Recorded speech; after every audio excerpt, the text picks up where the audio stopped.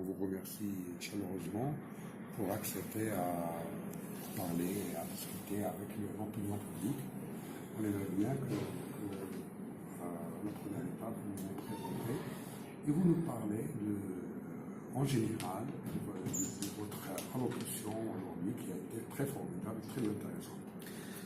C'est moi qui vous remercie de me recevoir et de me consacrer quelques minutes. Donc, mon nom c'est Frédéric Forster, je suis avocat, j'exerce à Paris. Je suis notamment spécialiste du règlement général sur la protection des données, qui est donc un texte européen qui a vocation à s'appliquer à la protection des données à caractère personnel et à encadrer les conditions dans lesquelles les données à caractère personnel peuvent être traitées. Ce règlement, qui est un règlement européen, est en réalité un règlement qui a vocation à s'appliquer dans tous les pays du monde, dès lors que les traitements de données à caractère personnel sont des traitements qui concernent des personnes qui sont situées sur le territoire de l'Union européenne. Et de ce point de vue-là, le règlement dépasse, dans le cadre de son périmètre géographique d'application, les frontières de l'Union européenne. Et c'est un règlement qui peut donc s'appliquer, par exemple ici au Maroc. On pourrait prendre pas mal d'exemples dans lesquels le règlement serait applicable. On peut prendre, par exemple, le cas de l'industrie touristique, l'industrie hôtelière, on peut prendre l'exemple des compagnies aériennes, on peut prendre l'exemple des centres d'appel, on peut prendre tout un tas d'exemples où effectivement des entreprises marocaines, à un moment ou à un autre, vont traiter des données personnelles qui sont relatives à des personnes situées sur le territoire de l'Union européenne.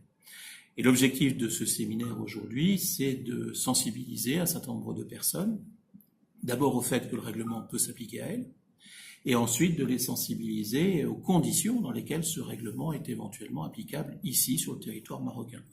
Dans la mesure où ce règlement instaure un certain nombre de règles nouvelles, différentes de celles qui pouvaient exister jusqu'à présent dans des réglementations plus anciennes, qu'il s'agisse de réglementations nationales, votre loi sur la protection des données par exemple contient déjà un certain nombre de choses, ou que ce soit dans des réglementations préexistantes sur le territoire européen. Et donc parmi les nouvelles choses, il y en a quand même qui sont extrêmement fondamentales en termes d'organisation des entreprises, mais aussi fondamentales sur le plan juridique, mais aussi sur le plan technique.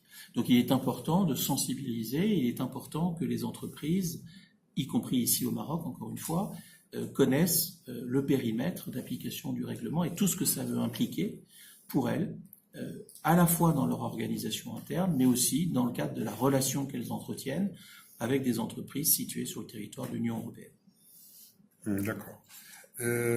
Pour une deuxième question, quel est l'impact que le professeur, avec sa vision, sur les entreprises marocaines au futur, comment vous les voyez, comment ils vont profiter Alors les entreprises, elles ne voient le règlement sur la protection des données que sous l'angle d'un ensemble de contraintes nouvelles, pour la plupart d'entre elles en plus extrêmement lourdes à respecter. En réalité, il faut y voir, à mon avis, une opportunité de différenciation commerciale. Parce que je suis persuadé qu'il y aura dans un avenir très proche les entreprises qui seront conformes et les entreprises qui ne le seront pas, et que celles qui seront conformes profiteront de leur conformité pour communiquer autour de cette conformité. Sur quel plan ? Mais sur le plan de l'éthique, sur le plan de la confiance qu'elles sont capables d'assurer vis-à-vis de leurs clients et que les autres ne seront pas capables d'assurer. Honnêtement, aujourd'hui, les individus, me semble-t-il, sont de plus en plus sensibles à ce que l'on fait de leurs données à caractère personnel. Prenez Cambridge Analytica, Facebook, ces millions de données dont on pense qu'elles ont pu influencer des élections. Données collectées par un institut qui s'appelle Cambridge Analytica, avec, je dirais, la complicité, ou en tout cas l'aide volontaire ou passive de Facebook. Il y a plein d'autres sujets de ce genre en ce moment, plein de, de scandales de ce genre, qui font que les gens, les individus, me semble-t-il, sont de plus en plus sensibilisés à ce que l'on fait de leurs données à caractère personnel. Et être capable demain de dire, Madame, Monsieur, en devenant mon client, en me confiant vos données à caractère personnel, je vous garantis que je n'en ferai pas n'importe quoi. Je vous garantis que ce que je vous dis que je vais en faire, c'est effectivement ce que je vais en faire. Ça va devenir, ou ce sera, un élément de différenciation compétitif. Je pense que les gens ont de plus en plus besoin de rétablir cette confiance. Les réseaux sociaux, c'est très bien. Les réseaux sociaux, c'est incontournable aujourd'hui. Il faut être sur les réseaux sociaux, ça ne se discute pas. On peut ne pas être d'accord avec ça, mais ça ne se discute plus. Mais être sur les réseaux sociaux à n'importe quel prix, je pense que c'est là qu'on a trouvé la limite. Et je prends les réseaux sociaux comme exemple, parce que c'est ce qui fait le plus parler. Mais c'est vrai pour toutes les entreprises. Voilà, et c'est en ça que je pense que le règlement doit être aussi vu comme une opportunité, et pas seulement comme un faisceau de contraintes. Ce qu'il est, mais ce n'est pas que ça. Et ça ne se réduit pas à ça. D'accord. Un conseil. Ah ben c'est qu'il faut s'y mettre. Là, il y a plus à attendre. Il faut s'y mettre. Qu'on soit marocain, européen, américain, japonais, dès que le règlement s'applique, il faut s'y mettre. Et c'est un travail qui est un travail profond. Quand est-ce qu'il va s'appliquer? Et il s'applique depuis le 25 mai dernier. Ouais. Donc depuis le 25 mai dernier, tous ceux qui ne sont pas conformes au règlement sont en infraction. Et qui dit infraction, dit une sanction qui est potentiellement extrêmement lourde, puisque, alors elle est exprimée en euros parce que c'est un texte européen, mais c'est une sanction qui peut aller de 10 à 20 millions d'euros, selon la gravité et le type d'infraction, ou de 2 à 4% du chiffre d'affaires. Donc tous ceux qui ne sont pas conformes, ou qui n'ont pas été conformes le 25 mai, sont donc en non-conformité aujourd'hui, et sont potentiellement passibles de ce type de sanctions. Alors je ne dis pas que les sanctions vont tomber tout de suite, je ne dis pas non plus que les premières sanctions qui seront prononcées le seront au Maroc. Elles seront dans l'Union européenne, sûrement. Néanmoins, la non-conformité d'un partenaire marocain d'une entreprise européenne entraîne la non-conformité de l'entreprise européenne elle-même. Ouais. C'est-à-dire qu'une entreprise européenne ne peut pas se contenter d'être conforme si elle n'a pas vérifié que tous ses partenaires le sont aussi. Et dans la vérification que tous ses partenaires le sont aussi, il y a évidemment les partenaires sur le territoire de l'Union, mais il y a aussi tous les partenaires hors Union européenne soumis au RGPD. Donc la non-conformité de l'un quelconque des partenaires d'une entreprise européenne entraîne la non-conformité de toute la chaîne. Donc il y a urgence à être conforme. Il y a d'autant plus urgence à être conforme que votre économie est notamment fondée sur tout un ensemble de prestations, de services qui tournent autour des traitements de données à caractère personnel, et que, encore une fois, votre non-conformité entraînera ou entraînerait potentiellement la non-conformité de vos clients. Et je ne suis pas certain que vos clients accepteront d'être dans une situation où ils seraient non conformes au règlement en raison de la non-conformité de leur partenaire. Donc il y a un travail important à lancer, c'est urgent, et c'est un travail dont il ne faut absolument pas sous-estimer l'ampleur. C'est un travail de fond, c'est un travail qui adresse à la fois des questions d'organisation, des questions de sécurité des systèmes d'information, et aussi, et peut-être surtout, des questions juridiques.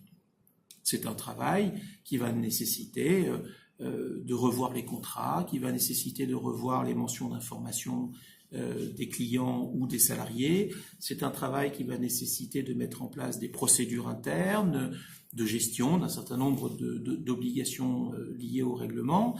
C'est un travail qui nécessitera peut-être aussi de remettre à plat un certain nombre de procédures internes, de profilage des clients, par exemple, de réalisation d'études marketing, etc., etc. C'est donc un travail extrêmement profond dont il ne faut pas sous-estimer l'ampleur et qui nécessite, de mon point de vue, d'être engagé extrêmement rapidement, car plus le temps va passer, plus on va être dans une situation évidente, claire et patente de non-conformité de l'ensemble du système. Les plus concernés, je ne sais pas tellement répondre à votre question, mais chez vous, c'est par exemple vraisemblablement pas les salariés de vos entreprises. Pourquoi ? Parce que le RGPD ne s'appliquera pas à eux. Ce ne sont pas des personnes situées sur le territoire de l'Union européenne, a priori. Donc le règlement ne s'appliquera pas à eux. En revanche, les plus concernés, ce sont les clients de vos clients. Enfin, ce sont les clients des clients de vos entreprises, quand ces clients sont sur le territoire de l'Union européenne. C'est eux qui sont le plus concernés. Votre non-conformité, à nouveau, la conformité des entreprises marocaines, peut entraîner la non-conformité de leurs clients situés sur le territoire de l'Union européenne. Et si les clients des entreprises marocaines ne sont pas conformes, les clients de ces clients, c'est-à-dire les consommateurs, pourront invoquer la non-conformité au RGPD de leurs fournisseurs. Ouais. On voit aujourd'hui déjà se développer en France des actions collectives, c'est-à-dire des actions judiciaires qui réunissent un certain nombre de consommateurs contre des entreprises qui n'ont pas été en mesure de démontrer le 25 mai dernier, date d'entrée en vigueur du règlement, qu'elles étaient conformes au règlement. Wow. On voit clairement qu'avec le règlement, il y a une sorte de transfert du pouvoir de vérification de la conformité, qui jusqu'à présent était un pouvoir qui était entre les mains d'autorités publiques et qui est vraisemblablement en train de basculer vers un pouvoir que les consommateurs sont en train de prendre. Ouais. Et lorsque des consommateurs prennent le pouvoir, et je crois que vous avez vécu des événements dernièrement qui montrent bien qu'il y a une certaine puissance, on peut là aussi la contester et en dire ce qu'on veut, mais il y a une certaine puissance. Lorsque les consommateurs prennent le pouvoir et demandent désormais à leurs fournisseurs de rendre des comptes, on est face à quelque chose qui peut être potentiellement beaucoup plus dévastateur, ne serait-ce que par l'effet médiatique que ça va avoir, que si ça reste confiné à un contrôle fait par une administration qui restera avec un peu de chance totalement confidentielle. Et donc les entreprises européennes, à mon avis, ne souhaiteront pas se voir exposées à ce type de risque parce que leurs partenaires au Maroc ne sont pas conformes. Ah, d'accord.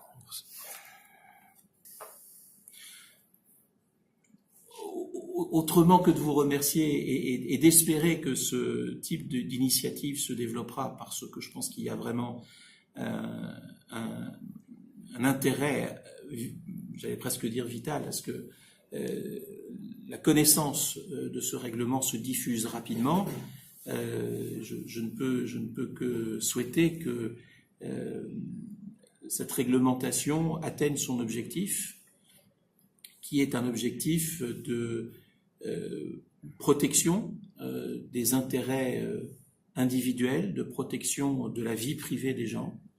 Et cet objectif-là, qui à mon avis devrait être partagé le plus largement possible, ne peut être atteint que si tout le monde accepte de se soumettre à un certain nombre de règles du jeu, qui ne sont pas effectivement toujours des règles dictées que par l'économique et que par le commercial. Il y a un moment, peut-être, à prendre conscience que l'éthique, la protection d'un certain nombre de principes fondamentaux doit être prise en compte dans le jeu économique, et le règlement est vraisemblablement un outil qui peut permettre cette prise de conscience. Merci, Maître.